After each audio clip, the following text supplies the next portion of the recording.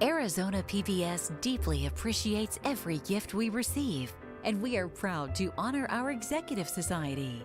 These supporters believe in the mission of public television and are making a real impact in our community. If you would like to join the Executive Society, please call the number below or log on to azpbs.org to join. Thank you.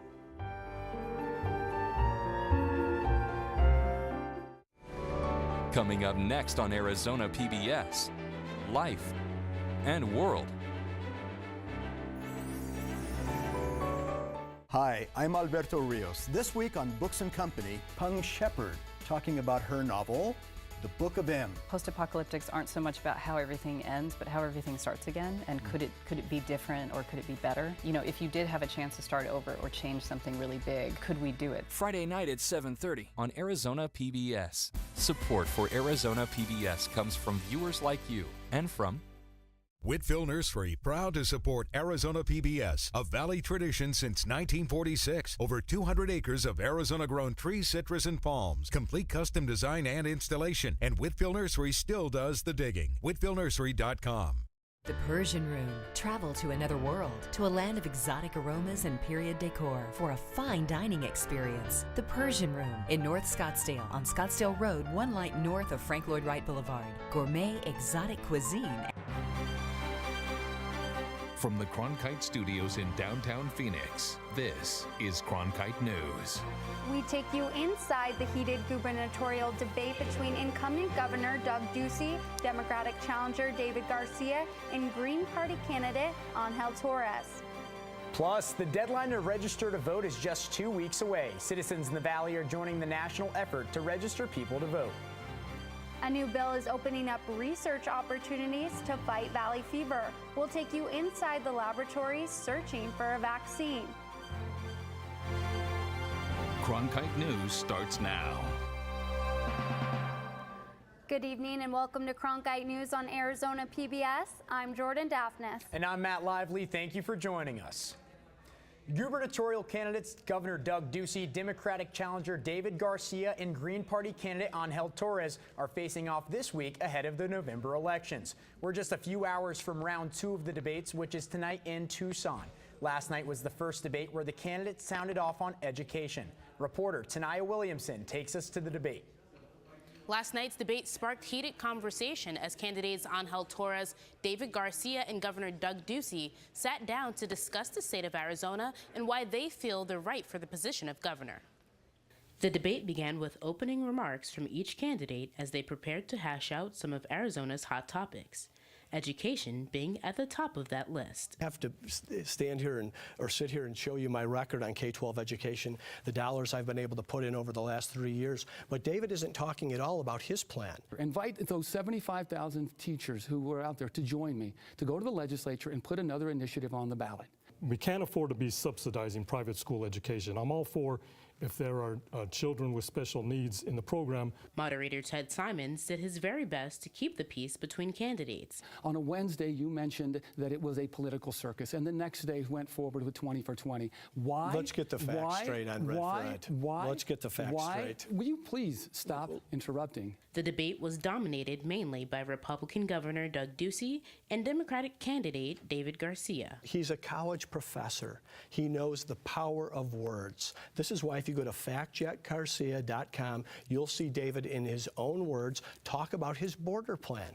Green Party candidate Angel Torres appeared to take a back seat during the debate, but spoke up when he felt the time was right, specifically on the topic of immigration. We need to exponentially expand the number of work and student visas that are available to people when they come to this country. They shouldn't have to wait 5, 10, 15 years, 20 years to get a piece of paper that gives them freedom to make a better life for themselves and their families. The debate ended with a statement of the conversation not being anything personal. My issues aren't with you as a person. They are clearly with your policies. I think we got to stop it right there. Tomorrow night on Arizona Horizon at 5:30, you can see the candidates for state treasurer debate. On Thursday, those running for state attorney general will face off. In the broadcast center, Tanaya Williamson, Cronkite News. While debates are happening for other races across the state, the candidates for U.S. Senate have yet to face off. Democratic nominee Kyrsten Sinema has agreed to 2 debates on Arizona PBS on October 15th and 16th. Republican Martha McSally has accepted a debate on CNN on October 15th, the same day as the debate on PBS. Both sides have yet to come to an agreement on when or where to debate.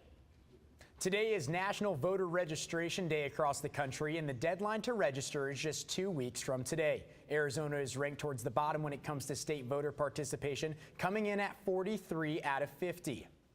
In Tempe, Arizona State University student government partnered with other student organizations to encourage students to register to vote. Only 20% of students voted in 2014, and in order to increase that percentage, volunteers ensured students that the registration process is not difficult. It only takes a few minutes to get registered to vote, and then also just takes 15 minutes to sit down with your ballot and actually do the research. The Voter Participation Center estimates that there are more than 1.4 million Arizonans eligible to vote who are still unregistered. But when young voters do head to the polls, they won't find many representatives that look like them. That's the findings of a report released today by Generation Progress. It said young people are generally underrepresented in their state legislators. Cronkite News Washington, D.C. Bureau reporter Lillian Donahue gives an inside look at the lack of youth representation in our government. Now the chart behind me tells the story. These red bars are the percentages of eligible voters aged 35 and younger in both the nation and Arizona. However, those of the same age in the legislature is strikingly lower. It was good to see the numbers of where we're at, but it also tells us where we should be. Cardenas joined other young politicians and activists who spoke about a gap in state representation among millennial and minority voters. We're certainly further along than most other states. And at the same time, the black community is woefully underrepresented. There's work to be done. Maggie Thompson, the executive director for Generation Progress, said that reducing student loan debts and creating new policies like public campaign financing are ways to help more millennials seek office. That we can't just think about young people as voters. We need to think about youth power more broadly and think about them not just as voters, but as having a seat at the table, and how can we structurally make that happen. Cardenas started the bipartisan Arizona Future Caucus, lawmakers under 40 who focus on the concerns of young voters across the state. He says that while Arizona ranks third in the nation for number of women lawmakers, it has a way to go for millennial and minority representation in office. And no one's going to tell you, here's the seat for the black and brown community. Have it. You have to take it. In Washington, Lillian Donahue, Cronkite News. One other point from the report, older generation lawmakers tend to be less diverse demographically, which contributes to the problem. Now is the best time in 50 years to look for a job, economic experts say. Reporter Charisma Sandoval talks to them about the future of Arizona's economy and housing market. Economic experts in Phoenix today assured Arizona companies that the economy is booming. They say Arizona is following a national trend of record low unemployment rates and a housing market driven by millennials. The economy's good, your wages are going to be going up, and it's simply about as good as the economy can get right now in terms of the availability of jobs, and there'll be upward pressure on labor prices because of that. Elliot Pollock, a veteran Arizona economist, said education, health services, construction, and manufacturing are among the jobs prospering in Arizona's economy. We're going to be creating 60,000 jobs this year, close to 60,000 jobs next year. That's a lot of jobs. Jim Hunsinger, Chief Investment Officer at a financial services firm, gave a national perspective on the economy, saying low unemployment rates like the ones we're seeing in Arizona are a national trend. The employment situation in this economy is really good, and if I'm going to have one thing that's working real well, it would be that we're putting more and more Americans back to work. Pollock said he's also optimistic about the housing market in Arizona, as about 61% of people in Phoenix can afford the median-priced home. What is selling is affordable housing, and again, small lot, lower-priced homes. That's where the market is. Pollock says millennials are driving the housing demand, and their habits are changing as they're paying off student debts and benefiting from the stronger economy. Essentially, 30% of millennials are out of the housing market at the moment. Over time, they will come back, adding even more demand. This is a demand that experts say will continue to rise, with 95% of that younger demographic planning to own a home someday. In Phoenix, Charisma Sandoval, Cronkite News. Pollack says this booming economy cannot last forever and a recession is inevitable, but it's not likely to occur in 2019. Nearly 2/3 of all cases of valley fever are reported here in Arizona. Coming up on Cronkite News, how tens of millions of dollars are now on the way to help researchers stop one of the valley's most infectious diseases. Plus, there were over 11,000 suspected opioid overdoses here in Arizona alone over the last year. The latest efforts to help addicts recover just ahead. Join Emmy Award-winning CNN anchor Anderson Cooper as he receives the 2018 Walter Cronkite Award for Excellence in Journalism. Attracting industry leaders from the media, politics, business, and education, the award luncheon is the Cronkite School's signature fundraising event. Tickets for the luncheon ceremony on Wednesday, October 17th at the Sheraton Grand in Phoenix are available for sale at cronkite.asu.edu/luncheon or call 602-496-0482. I'm Judy Woodruff, anchor and managing editor of the PBS NewsHour. The journalists of tomorrow face a fast-changing media landscape, but quality news remains vitally important to our communities, our country, and our world. At ASU's Walter Cronkite School of Journalism and Mass Communication, students learn solid, reliable reporting, holding the powerful accountable, and rebuilding the public's trust. The Cronkite School and Arizona PBS, preparing the next generation for a stronger future of journalism. Millions of people die every year from drinking dirty water. I would never have felt I had the ability to do something without ASU pushing me.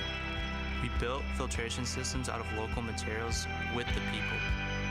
To see those kids drink clean water for the first time, it's the most rewarding feeling that you can ever have.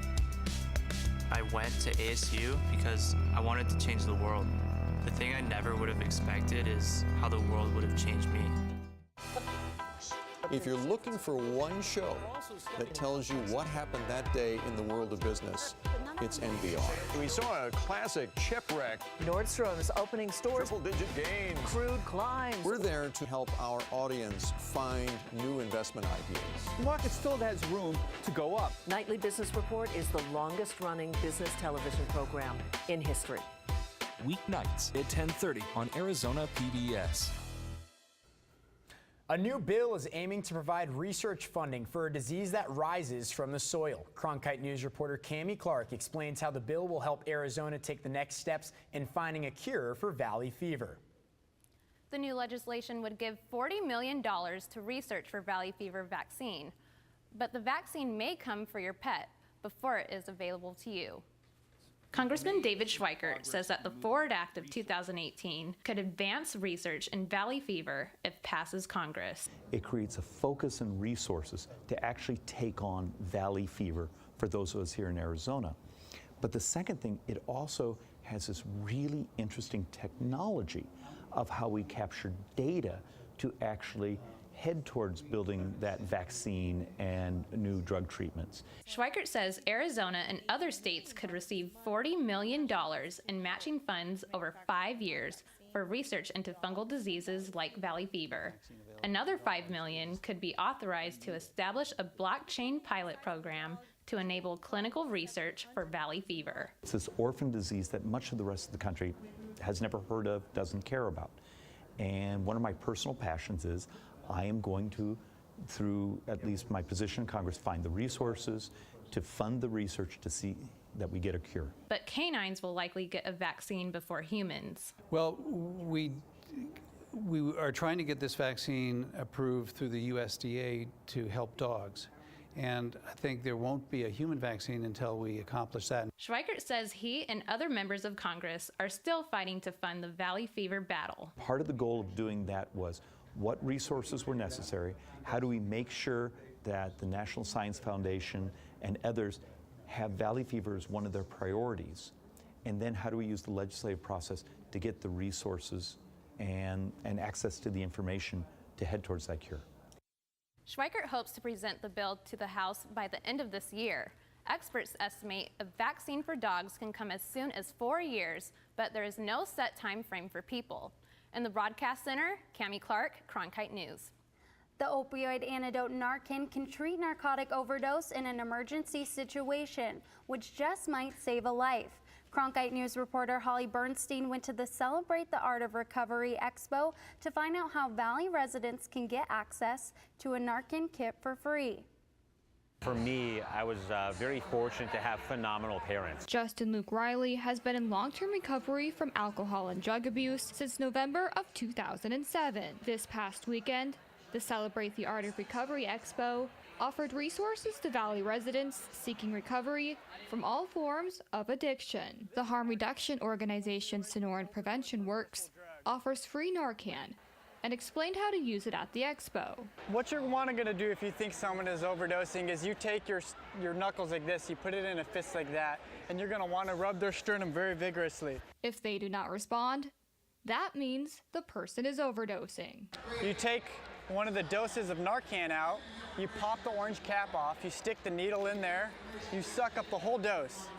And this is intermuscular. It's pretty much, it's designed to go somewhere where there's a little bit of meat, a little bit of muscle, so you want to stick it here. Ryuta explains that you should give the recipient the entire dose, and if they do not respond within the first 2 minutes, you should give them the second dose. Riley says events like the Celebrate the Art of Recovery Expo are important because it shows people that there is hope, and people seeking recovery should not be afraid to get help. I think my advice for people in or seeking recovery would really fall in line with doing a quick assessment of saying, if I'm trying to stop behaviors and I can't do that on my own, maybe I should get some more help. In Phoenix, Holly Bernstein, Cronkite News. Ryuta says you can contact Sonoran Prevention Works if you are interested in getting a free Narcan kit. Valley residents can also get access to Narcan through CVS Pharmacy. Raw sewage is leaking across the Mexican border into Naco, Arizona. Coming up on Cronkite News, the pipeline problem that's causing trouble for the community and what they're doing to stop it up next. Good afternoon, everyone. It is beginning to look a lot like fall in the southwest region, even up in northern Arizona. Miami Valley temperatures coming up next.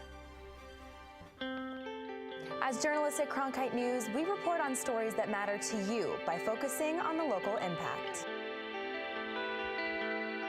We dig deeper and work tirelessly to keep you informed. Live in Wickerburg. Live in Los Angeles. In Cleveland. In Washington. In Louisville. From Jerusalem. Live in Philadelphia. From around the world to right here in Phoenix. At Cronkite News, we report the facts and stick to the truth. I'm Ted Simons, host and managing editor of Arizona Horizon. The 2018 election season has arrived. Join us for primary and general election debates.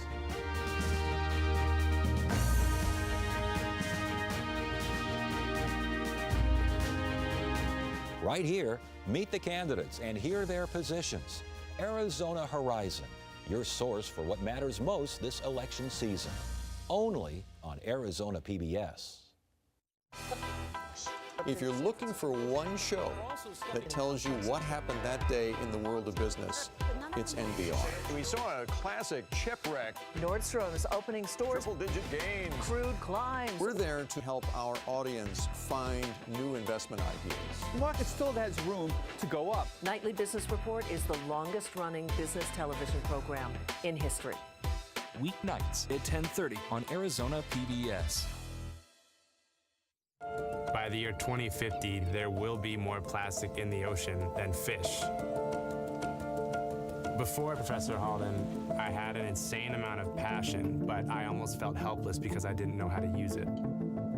Professor Halden gave me a chance to make a difference. Being at a place like ASU allows you to take these big leaps. Ultimately, the biggest problems in the world cannot be solved alone. The border town of Naco, Arizona is once again dealing with a burst pipeline that's spilling 300 gallons of sewage every minute coming from the Mexican side.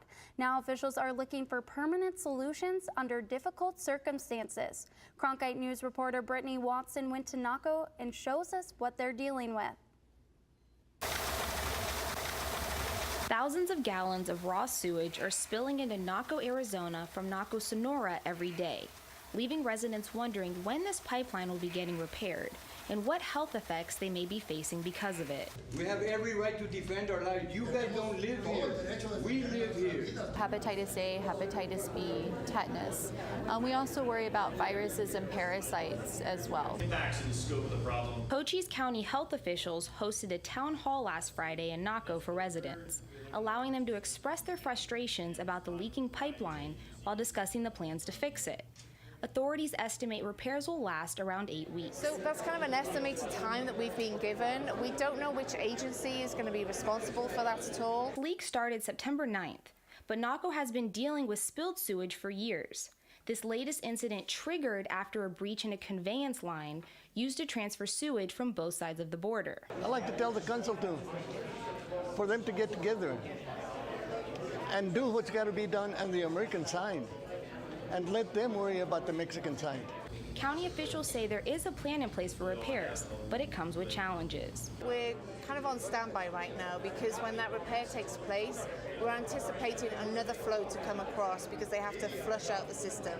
Naco resident David Lloyd believes the answer to preventing this problem from happening again is to improve relations between the governments across the border. Naco, Sonora and Naco, Arizona are very much the same community in some ways. Extraordinarily, and we should take advantage of that, and we should use it positively. In Naco, Brittany Watson, Cronkite News. While authorities finalize repair plans, the first of several vaccination clinics set up by Cochise County health officials for Naco residents will be taking place this coming Friday. It's tough to see those triple-digit temperatures when we should be celebrating the start of fall. Alexis Leo is tracking our forecast. Good afternoon, everyone. We are currently sitting at 100 degrees right now, hitting a dew point at 45 with winds blowing at 7 miles per hour. Looking at the day planner for tomorrow, 8 a.m., go ahead and bring out those tennis shoes because we're sitting in the low 80s, hitting at 101 by 4 p.m. And for the low temperatures throughout the valley tomorrow, 78 in Phoenix. We're sitting below average because our average is at 85.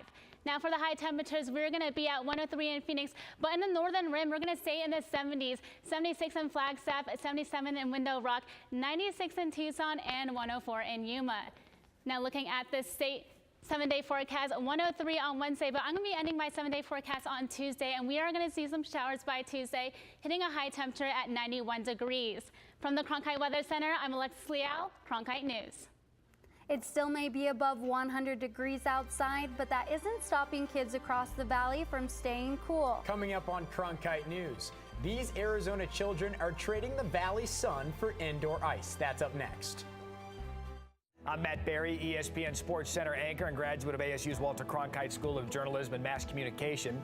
With its bachelor's and master's degrees in sports journalism, the Cronkite School is preparing the next generation of sports journalists to tell stories that matter, stories that excite, inspire, and inform. Cronkite immerses students in covering sports at all levels in one of the country's top sports markets. It's this hands-on experience under the guidance of award-winning sports media veterans that shape the top journalists of tomorrow. Hello from the children of planet Earth. Exploring, it's the lifeblood of the mission. Human beings are a curious bunch. What are we going to see when we get really close? Wow. Just because an idea is crazy, it's not necessarily wrong. We were on our way. You don't get anywhere until you've tested the limits. That carries an intensity you can't imagine. You could hear people just, whoa. Oh my God, absolutely spectacular. It's a rush. We ask a lot of our heroes. We are at a remarkable moment. We're going farther than any exploration ever has.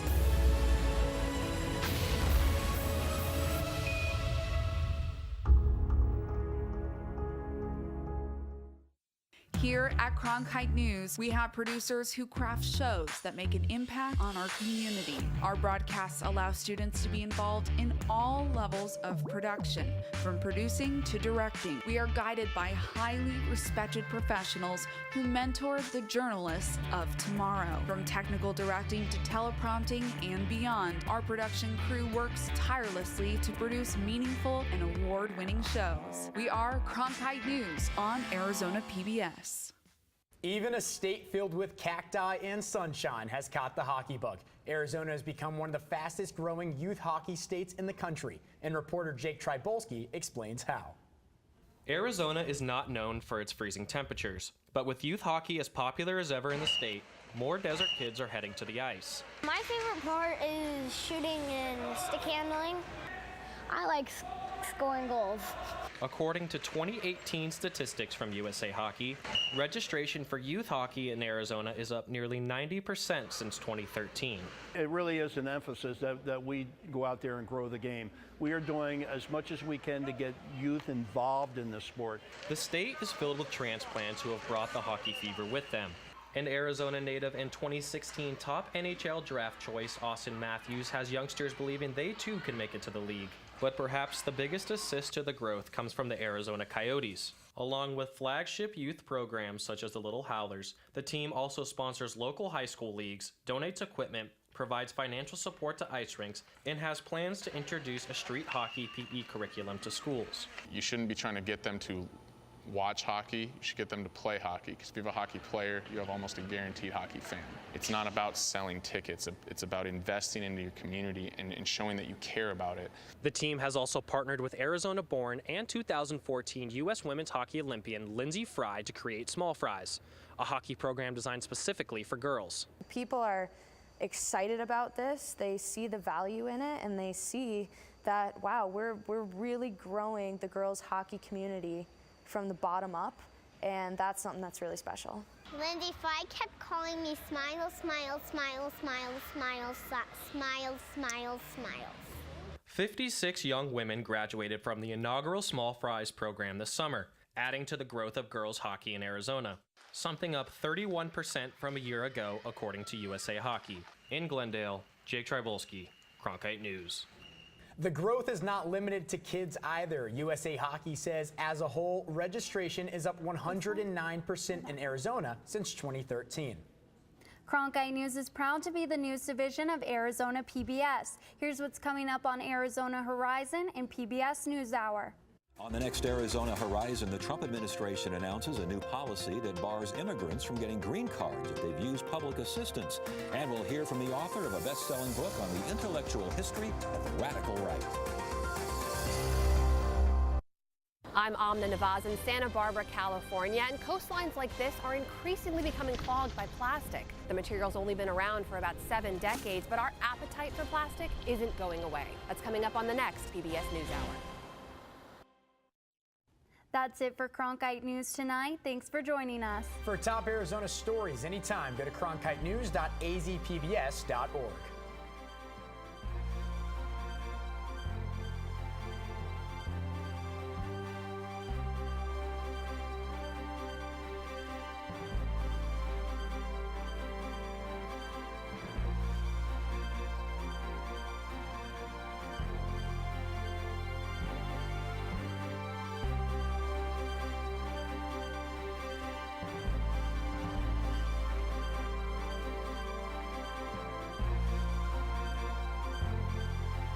Support for Arizona PBS comes from viewers like you and from Friendship Village Tempe, a retirement community for over 30 years, offers independent living with residency options, lifelong learning classes, as well as continuing care. Information at friendshipvillageaz.com. Next time on The Great American Read. The Help, Invisible Man, and Charlotte's Web are just a few of the books we'll explore when we celebrate heroes on The Great American Read.